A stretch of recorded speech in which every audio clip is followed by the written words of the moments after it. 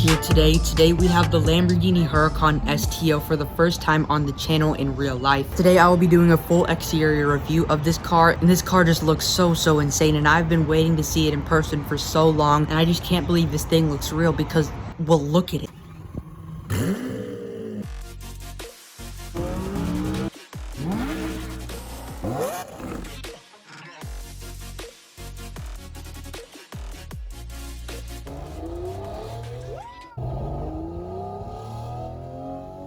So here we have it, the new 2022 Lamborghini Huracan STO. Now this spec is honestly really controversial because, well, but just because this spec might be one of the worst spec cars I've ever laid my eyes on, that doesn't make this car's performance any worse than any of its competitors. So first we're going to discuss a little bit of the history behind the road legal Lamborghini Huracans. The Huracan first debuted in March of 2014, and it came with the 5.2 liter naturally aspirated V10, and that V10 engine is borrowed from the previous generation Audi R8, and it sounds incredible.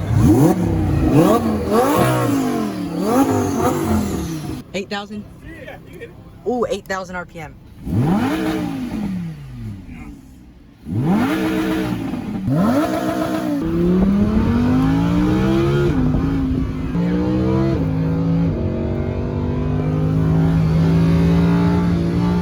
It also came equipped with all-wheel drive and a lightning-fast 7-speed dual-clutch automatic gearbox, and that model was being specifically named the Huracan LP610-4. The letters LP in the name represents how the engine is laid out on the car, and the number 610 represents the horsepower figures, but here in the USA, horsepower is calculated differently, so it's technically 602 horsepower over here. And the -4 in the name represents it being all-wheel drive. Now later, Lamborghini did introduce a rear-wheel drive version of the Huracan, and it got the name LP580-2. So as I said, the number 610 in the all-wheel drive Huracan represented the horsepower that it put out, and it's the same deal with the rear-wheel drive Huracan. It produces 580 horsepower, and yes, it is less horsepower than the all-wheel drive variant, but Lamborghini detuned the LP610's engine so that the rear-wheel drive variant of the Huracan could put the power down. Now comes 2017, and the track-focused variant of the Huracan has finally debuted, and it got the name Performance and 630 horsepower. It kept the same all-wheel drive system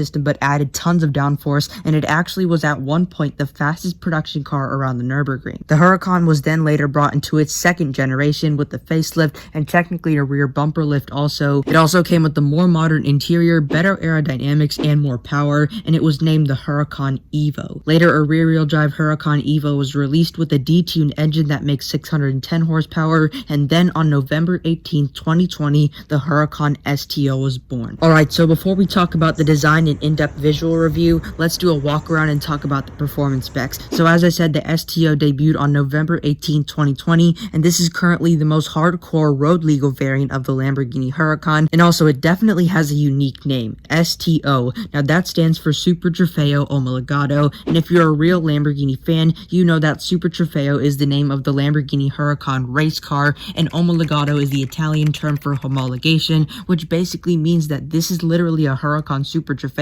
race car and just has enough requirements to make it road legal. This car literally has the right to say that this is a true race car for the road, and a lot of other supercars say, oh yeah, let's call it a race car for the road, but they say that when they just put full carbon fiber bucket seats inside the car and put a few aero bits on the car. But the only car that really has the right to say this is the McLaren 620R, and this, the Lamborghini Huracan STO. This car is powered by the same 5.2 liter naturally aspirated V10, but now produces 640 horsepower and 432 pound-feet of torque, and this is not the most power and torque that a Huracan has produced from the factory, but Lamborghini didn't put the most power inside this track-focused variant of the Huracan, which is the Huracan STO, because this car is rear-wheel drive, which saves weight. And speaking of weight savings, let's talk about that. Now, since this car is an extremely hardcore variant, it weighs, well, much less than the standard Huracan, and this weighs under 3,000 pounds, which is really rare for a car in today's world, especially a supercar. Really, the only cars that you can get that are under 3,000 pounds is the new McLaren 765 LT,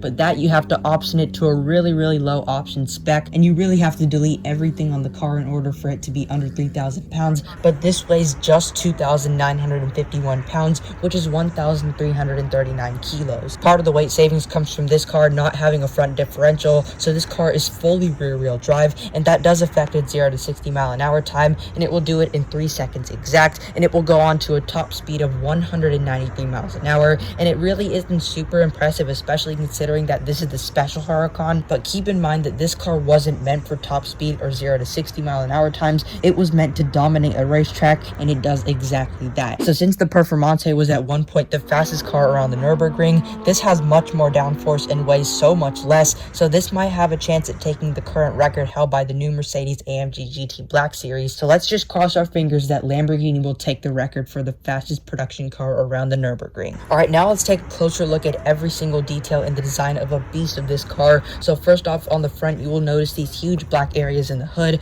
and those are for airflow to generate more downforce to help it grip around corners, and it looks really interesting, especially for a road legal car. Now air travels through the front bumper and into the radiators, then out through the front hood, and that is for downforce because this car's main purpose is focused on track performance mainly. Also look right here, this is a little nice touch, the STO badge and the Italian flag right here. Now the headlights look like every other Huracan that has been made, so nothing different or special, but the most recognizable difference in the front is this huge body piece right here that makes the car look really aggressive and mean looking. But the only thing is that the spec on this particular STO is pretty ugly, and it doesn't suit it that good, especially that big piece being in orange. Yes, there are definitely so many other better options and different options. Also, if you want to spec your Huracan STO, I've made a video about that, and there will be a link for it down in the description below. I really recommend checking it out. Alright, moving on to the side of the car, you can see the louvered front fenders, and that is for better airflow. And if you take a closer look right here, you can see that it has a flat edge around the fenders, and I guess that improves the aerodynamics on the side of the car because this car was basically built in a wind tunnel, so it makes sense. And also it reminds me of the Huracan Super Trofeo race car. But anyway, if you move on to the doors, you can see that there is an STO badge right there, but it really actually isn't a badge, it is just a sticker or decal. Also, that orange piece on the front bumper that I mentioned earlier, well, that orange pinstripe follows near the side skirts of the car, near the bottom part of the car. And also, if you take a closer look at the rear fender areas of the STO,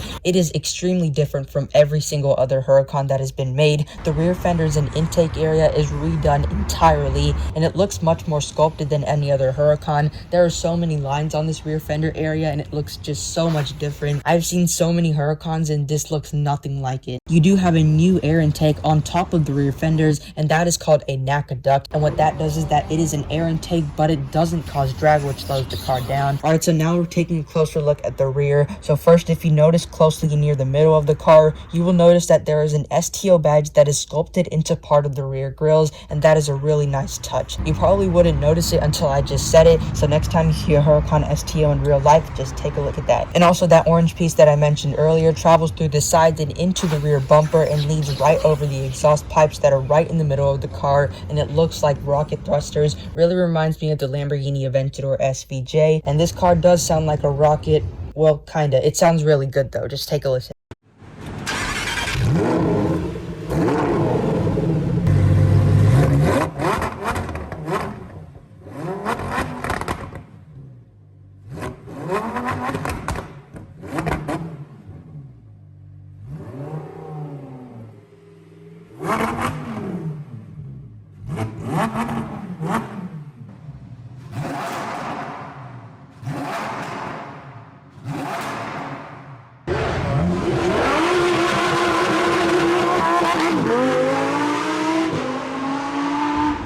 And we do have carbon fiber mirrors to save weight, and here is a closer look at those front louvered fenders. And also notice that the car looks really clean in terms of the lack of body panels, because Lamborghini did this to make the car as light as possible, and the front hood is connected to the front fenders, and it opens in a clamshell type of way, so the whole front of the car is literally all one piece. The less body panels you have, the lighter the car will be, and it's very similar to what the new McLaren Artura has. It has very few body panels, and in result of that, it is a very light car. And this is part of the weight savings that I was talking about, and that is part of the way that this car makes it weigh just 2,951 pounds. Okay, now we're going to take another look at the rear, because there are a few more things that I want to go over. Alright, so here we are, and right above that STO badge that is engraved into the grills, right above that is the Lamborghini logo. But now we're going to take a closer look at that rear wing and crazy rear deck lid. So walking around to the rear, you have a fixed rear wing, so this is not an active rear wing that moves up and down, but you can manually adjust the rear wing to a more track-ready wing setup, or you can adjust the wing to make it have less downforce and have a higher top speed. Now, also looking at the rear wing, you can see that there is a shark fin that directs the air onto the rear wing from the rear deck lid, and that produces even more downforce than it already does, and it also helps with the car stability, so when you're going around corners it won't just spin out. The rear deck lid is also an insane looking feature, and it really gives me Lamborghini Veneno vibes, but that rear deck lid can't just be opened like a standard mid-engine car. Instead, this has to be manually taken off, and it has to be completely detached from the car, and it is very similar to the Lamborghini Aventador SVJ's engine cover. Now, unfortunately, we cannot get inside this STO because it is getting delivered to a customer very soon, and they have to keep it as clean as possible, and because COVID-19 is still around, so keep in mind the pandemic is still here. But this is the best I can do. But just looking through the rear windows, you can notice that this looks basically like a Huracan Evo's interior with that big screen in the middle of the car,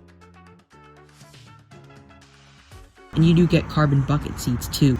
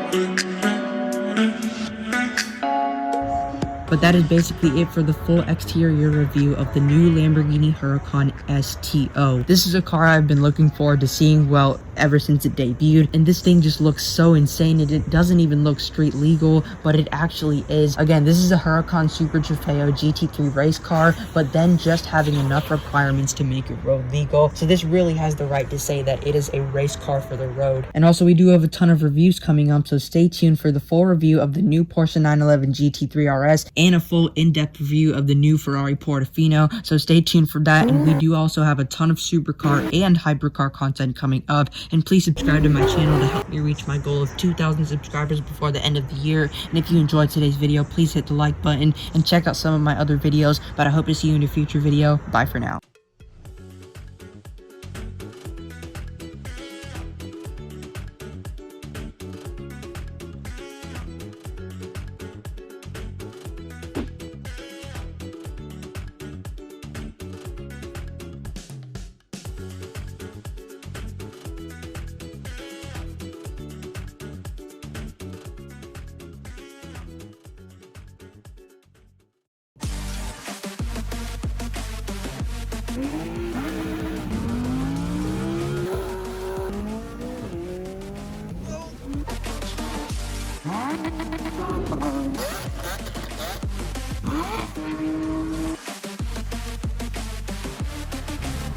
Insanity.